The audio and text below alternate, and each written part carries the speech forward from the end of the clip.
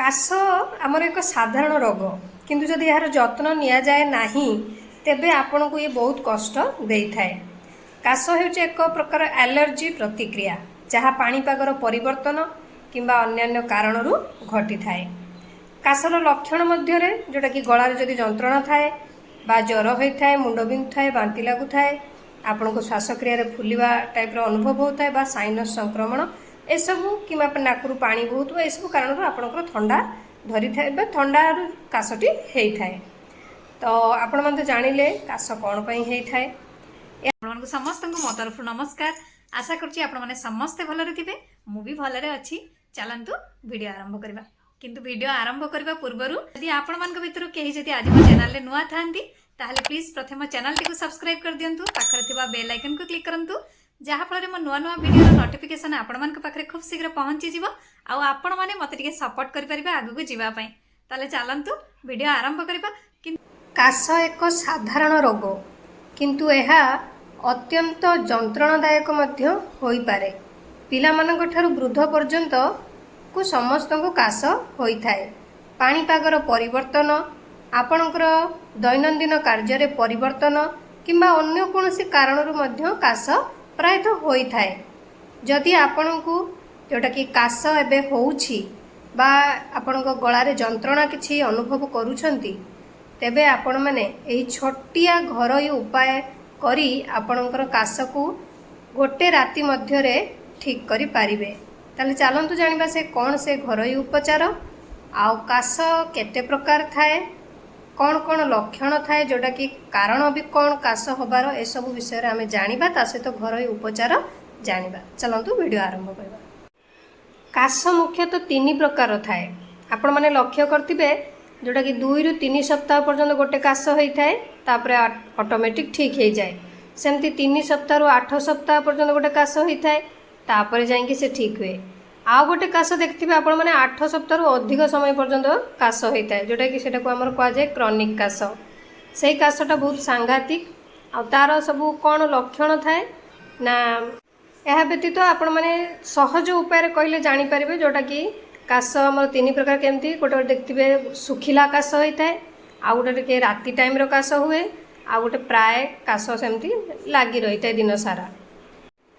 काशर सब लक्षण कौन थाए जदि आपणकर ठंडा धरी गला जंत्रणा किंबा गला खराब होती, ज्वर होती किंबा मुंड बिंधुची, बांति लगुची, छाती जंत्रणा करुच्ची बा श्वासक्रिया फुलिला टाइप आपन को अनुभव होउची, एमती कि साइनस संक्रमण अच्छी, नाकरू पानी बहुची बा गला बसी जबार समस्या ए सब कारण जो आपणकर काश होता है। नहले आपणकर किछि एलर्जी अच्छी किंबा ऋतु परिवर्तन पई काश होता है। ठंडा होता किंबा फ्लू, भाइराल संक्रमण किंबा प्रदूषण, धूली परिवेश ए सब नहीं कि धूमपान आदि आजमा कि जख्मा रोग आपन को थाए कि फुसफुस कर्कट थाए तो यह सब कारण आपणकर काश होता है। काश एपरी एक रोग जहाँ प्रारंभ में समस्ते घरोई उपचार माध्यम या भल करने को चेष्टा करती। काश पई घरोई उपचार बहुत सुंदर अच्छी। ताले चलंतु जानिबा। सेथिपई आमे प्रथमे गैस ऑन करिबा। गैस ऑन करी तावा बसेइबा। तावा को भी आमे गरम होबा पे छाड़िबा। तावा गरम हो सारा परे सेथिरे आमे किछि हळदी नबा। गोटे चामच भली हळदी नेबे। हळदी को आपण माने एबे टिके फ्राई करिवे। एको कळा करिवेनी, खाली हल्का फ्राई करिवे।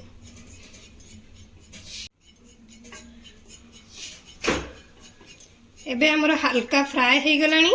आमे एबे गैस ऑफ कर दबा। एबे आमे गोटे पात्र नबा। पात्र रे किछि अदा को हमर ग्रेट करिकी ताकू भल भाव चिपुड़ी तार रसटी को बाहर करी आनिबा। आपण माने गोटे चामच भली अदा रस नेबे। एबे आपण माने सेथिरे किछि गोलमरीच गुंड गोटे पिंच भलिया नेबे। एबे आपण माने जो हळदीटी को भाजिकी रखिचंती ताकू एबे आपण माने सही अदा जूस रे दे देबे। ता सहित आपण माने गोटे चामच भली महू एथिरे नै जिवे। एकू एबे आपण माने भल्ल भाबरे मिक्स करनेबे।